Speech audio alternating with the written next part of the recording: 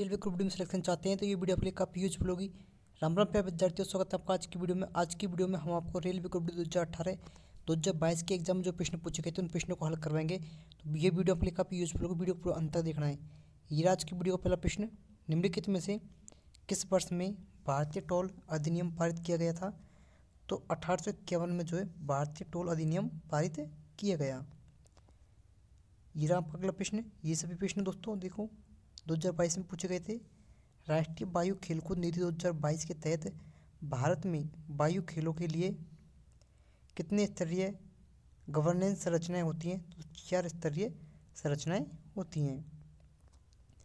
इनसे दोस्तों आपको ये अनुमान लग जाएगा कि ग्रुप डी में कैसा प्रश्न पूछा जाएगा, कैसा पेपर आएगा। भारतीय संविधान के तहत नगर पालिका क्षेत्र में वार्ड समितियों का गठन आवश्यक है। ऐसी प्रत्येक नगर पालिका की जनसंख्या कितनी होनी चाहिए? तो दोस्तों लगभग 3 लाख या उससे अधिक जनसंख्या होनी चाहिए। ये रहा अगला प्रश्न, पोक्सो एक्ट का पूर्ण रूप क्या है? तो दोस्तों the protection of children from sexual offences act POCSO का पूर्ण रूप होगा। औद्योगिक विकास एवं विनियमन अधिनियम पहली बार भारत में किस वर्ष लागू किया गया? 1951 दोस्तों ये नियम लागू किया गया। 1950 में तत्कालीन इंडोनेशियाई राष्ट्रपति भारत में प्रथम गणतंत्र दिवस की शोभा बढ़ाने वाले मुख्य अतिथि थे। तो दोस्तों सुकर्णो इसका करेक्ट आंसर होगा। सूचना का अधिकार किस वर्ष लागू किया गया? 2005 में जो है सूचना का अधिकार लागू किया गया। किस राज्य द्वारा सर्वप्रथम केंद्र के 3 तलाक ड्राफ्ट बिल का समर्थन किया गया था? तो दोस्तों उत्तर प्रदेश राज्य के द्वारा सर्वप्रथम केंद्र के 3 तलाक ड्राफ्ट का बिल का समर्थन किया गया। शिक्षा भारत सरकार के किस मंत्रालय का एक कार्य है? तो मानव संसाधन विकास मंत्रालय का यह एक कार्य है। ट्रिपल तलाक 3 तलाक निम्नलिखित में से किससे संबंधित है? दोस्तों तलाक से संबंधित है। जैसे कि आपको वाक्य देख लेते हैं।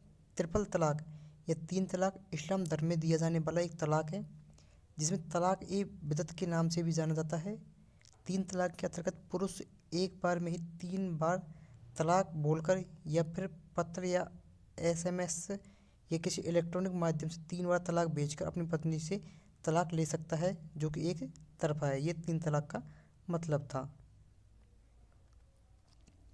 किस केंद्रीय मंत्रालय के तहत नवोदय विद्यालय समिति और केंद्रीय विद्यालय संगठन स्वायत्त निकाय है? तो दोस्तों मानव संसाधन विकास मंत्रालय का करेक्ट आंसर होगा।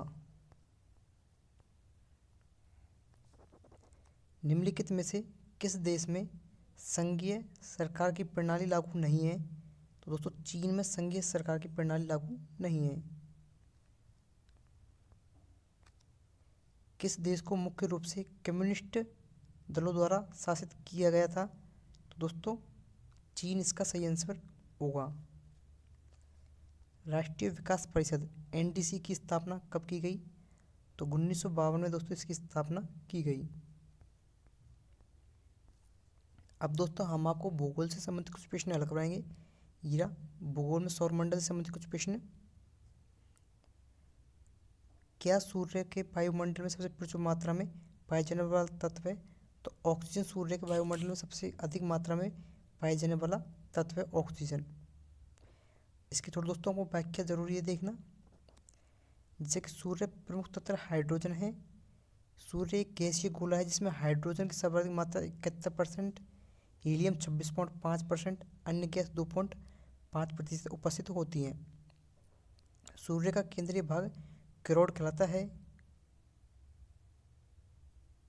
जिसका तापमान 1.5